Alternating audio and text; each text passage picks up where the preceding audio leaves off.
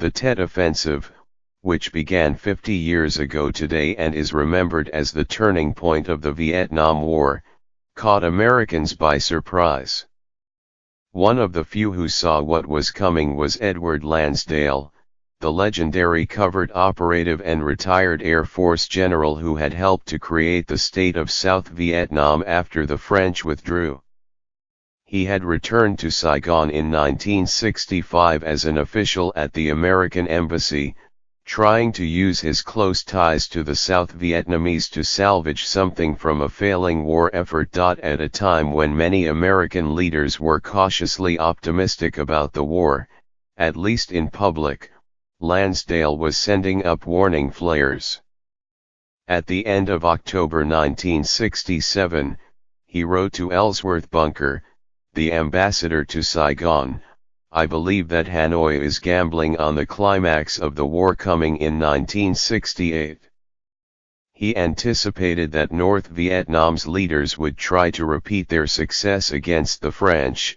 Hanoi policymakers and historians saw the defeat of the French forces as having reached its decisive point through the anti-war sentiment in metropolitan France rather than on the field of battle in Vietnam.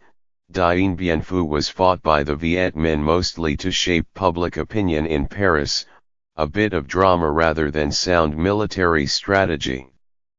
It worked. Now, he warned, Hanoi was going to implement a similar plan to bleed the Americans and get the American public to force U.S. withdrawal, because they believe the American public is vulnerable to psychological manipulation in 1968. It was an uncannily accurate prediction, but like much of what Lansdale had to say, it went unheeded by the powers that be. He had warned in 1963 that it was a mistake to overthrow his friend and protégé, President Ngo Dinh Diem. He was ignored, and after Diem's death in a military coup, South Vietnam went into free fall, leading Lyndon Johnson to send American troops into combat to avert a communist victory. Then Lansdale had warned that there was no way out of the quagmire through military action alone. The United States, he said, had to nurture a legitimate government in Saigon that could win the support of the people. He had been ignored again as America opened a Pandora's box of free fire zones and search and destroy missions. Gen. William Westmoreland was convinced he could kill the Viet Cong faster than they could be replaced. The Tet Offensive, which unfolded over January 30 and 31, 1968, exposed Westmoreland's blithe assurances, as late as the fall of 1967, that he saw a light at the end of the tunnel as little more than wishful thinking. 80,000 Viet Cong troops attacked 36 of 44 provincial capitals, 64 of 242 district capitals, 5 of 6 autonomous cities and numerous hamlets and villages. A battle for control of Hue, the old imperial capital, raged for more than a month. Even the perimeter of the embassy in Saigon was penetrated by a Viet Cong sapper squad. Lansdale visited the embassy shortly after the Viet Cong attackers had been killed or captured. He drove down deserted streets, passing bullet-riddled cars. One of them, a sedan with doors ajar, had a body sprawling from the seat onto the pavement, he noted. An American in civilian clothes, dead. At the embassy itself, he found that broken glass and bits of masonry crunched underfoot. Along with holes in the new embassy building and wall from VC rockets and a satchel charge, the cars outside had smashed windows, flat tires, and bullet holes. As the fighting continued, Lansdale's villa at 194 Cong Lee Street took on, in his words, a gypsy air. Most of the Vietnamese household staff were not around because of the Tet holiday, so Lansdale and his 2 American aides had to scrounge for food and cook for themselves. One of his men liberated a supply of bread from the Brinks Hotel, which was being used as American bachelor officers' quarters. Lansdale and his men visited their Vietnamese friends, trapped in their houses, to bring them the contraband bread. Ambassador Bunker, nicknamed Old Man Refrigerator by the Vietnamese for his cool demeanor, came to Lansdale's house with his security detail to spend a night after his own residence was deemed insecure. Lansdale noted that the ambassador, after taking a nap, became acquainted with our FOV cognac from Hong Kong for the first time. Lansdale also took in some Vietnamese refugees rendered homeless by the fighting, a former cook and her young daughter and niece. To celebrate Lansdale's 60th birthday on February 6, friends and family sent food as gifts, ranging from a salami to San Miguel beer. So, Lansdale wrote, some of the meetings at Cong Li lacked the usual Vietnamese spirit of grand tragedy, looking more like old-fashioned picnics. In the end, the Tet Offensive did not succeed in igniting a general uprising, as communist leaders had hoped.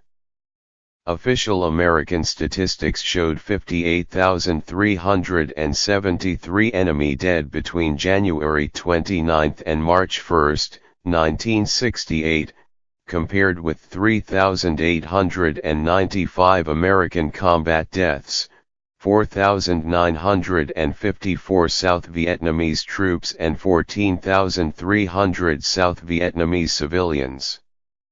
American generals claimed this was a decisive defeat for the Viet Cong. Lansdale, naturally, saw things differently. He conceded that the enemy has been crushed militarily, but he warned on March 27, 1968, that the offensive had the potential to achieve Hanoi's objectives.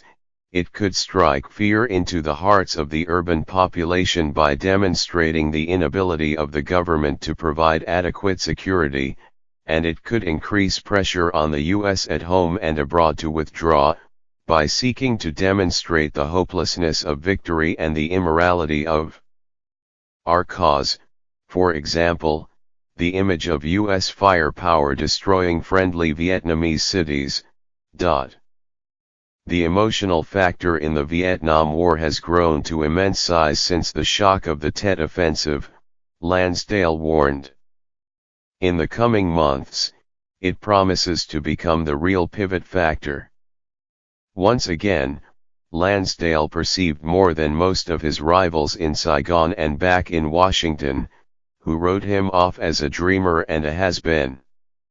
The shock of Tet persuaded President Johnson to refuse Westmoreland's pleas for 200,000 more troops and to bring Westmoreland home to become Army Chief of Staff. Then, in a dramatic TV address on March 31, Johnson announced that instead of seeking re-election, he would apply all his energy toward bringing the war to an end. The American quest for victory in Vietnam was over. The only question now was the pace of disengagement.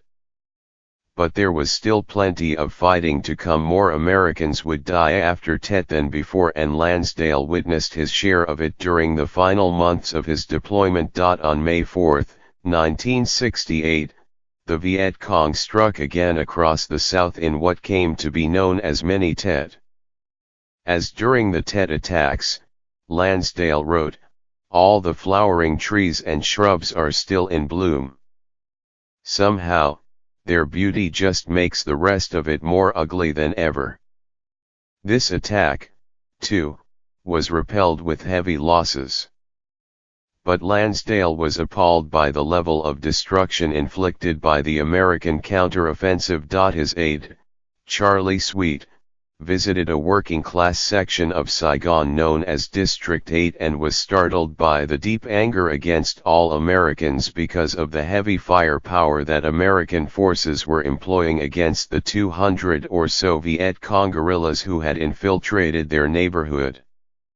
200 houses were being destroyed for every Viet Cong killed, one man complained. The fighting in District 8 would destroy more than 5,000 buildings, kill more than 200 civilians, wound 2,000 more and create 40,000 refugees. I hope we never use these tactics in riots in the U.S., Lansdale wrote, or we will lose all of our cities.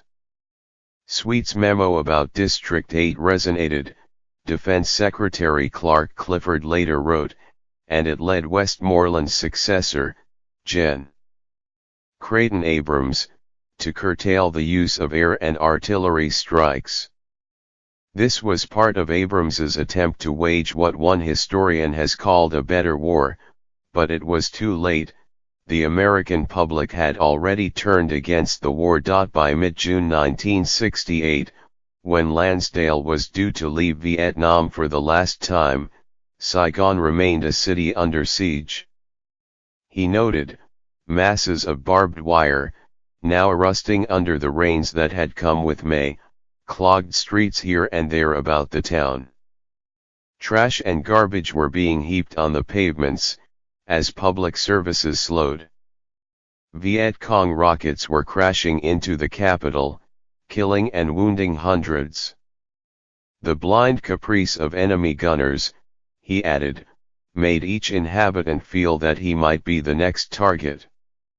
As he departed from Tan Son Nhut Airport on June 16, 1968, Lansdale tried to put on a brave face, but he knew that the war was being lost. Years later, he expressed a deep-seated feeling of grief over my failure to accomplish enough in my 1965 to 1968 service in Vietnam to have helped the people there prevent the tragedy which eventually overcame them. Lansdale lived until 1987, and he would believe to his dying day that if only his advice to focus more on politics and less on firepower had been followed, America might have avoided a quagmire.